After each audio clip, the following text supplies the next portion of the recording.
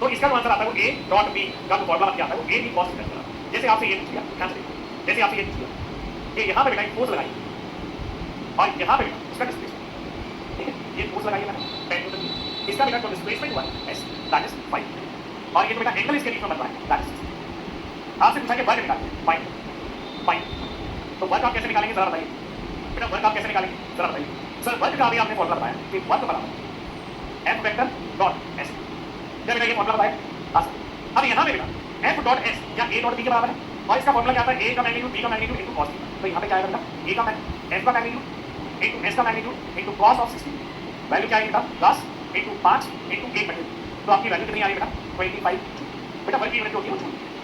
क्या ये समझ में आ रहा है कि हमें एंगल को भी यहाँ पे कंसीडर करना पड़ता है, ठीक है। एंगल को बेटा जे क्या है एंगल है, तो सर आप हमसे ये कहना चाह रहे हैं कि a वेक्टर और b वेक्टर कोई भी दो वेक्टर की क्वांटिटी है, उसका जो फॉर्मूला निकल के आता है बेटा वो a b cos थीटा निकलता है, where theta is the angle between a vector and बेटा a और b का एंगल होता है, ठीक है। अब ध्यान से सुनना